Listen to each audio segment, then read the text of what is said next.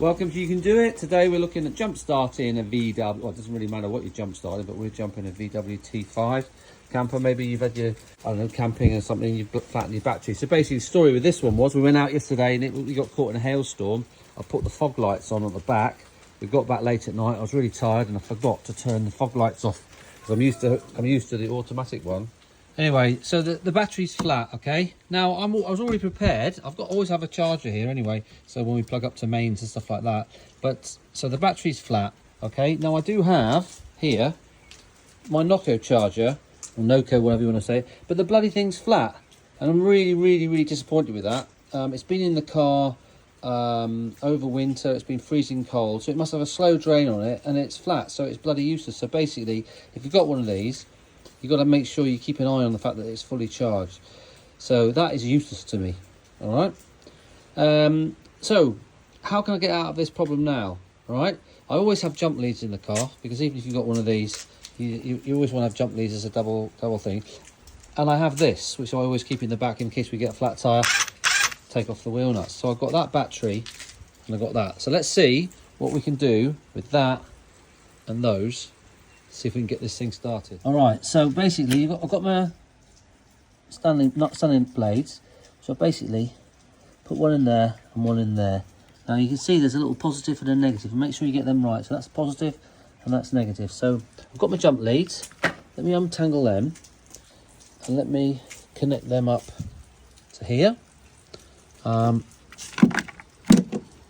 you are. I'll take that one off. That's the negative. Make sure you get them the right way around. And that's a positive. So I'm going to connect those two up there, and I'll be back in a second. All right, the first things I've noticed, you need to actually put these Stanley knife blades in like that, because then your jump leads won't touch. So that's positive.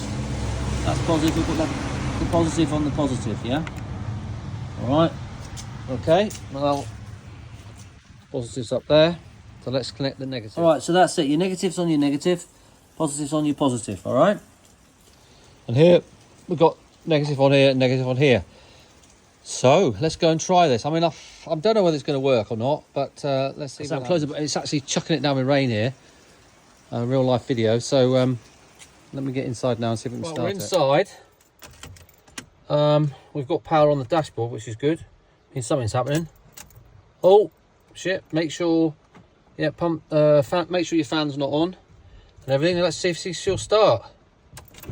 Oh my god! Wow, that's good. Wow, it's the first time I've done that, guys. Wow, she started. Right, now we just need to take these off. Now,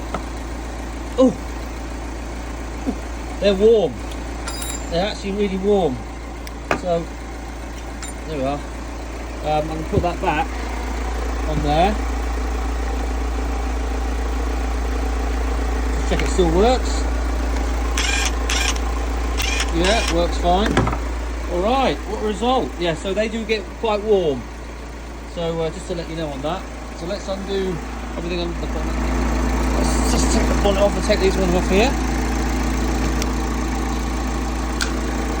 Right, so she's running. I'm going to leave that to run for a little bit.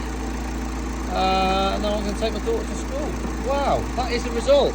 So if you want a proper jump start, you don't need your Noco. You can just use the battery out of one of these and a couple of I don't know what you call them, Stanley knife blades and some jump leads. So I'm really chuffed about that, which means now I'm gonna send a message to Noco on that because I'm not happy with it discharging like that. But I'm always now going to keep. Well, that's always in the car anyway. But I'm always going to keep one of them. Make sure that's fully charged. Well, it always is basically. So yeah, we're good to go. So I hope this video's been helpful. That I think can get a lot of people out of a little bit of a trouble should they have a Makita. I mean, presumably it doesn't matter. It could be a Makita, DeWalt, Ryobi. So long as you've got an 18 volt, I mean, or a 14 volt, 14.4 volt would work. But the 18 volt, I reckon, because you can have a voltage drop through the jump leads, and especially through those little Stanley blades, you'll get down to 14 anyway. So yeah, hope this is the video's been helpful. If you like the channel, subscribe. Any comments, send me a comment. Just remember, you can do it.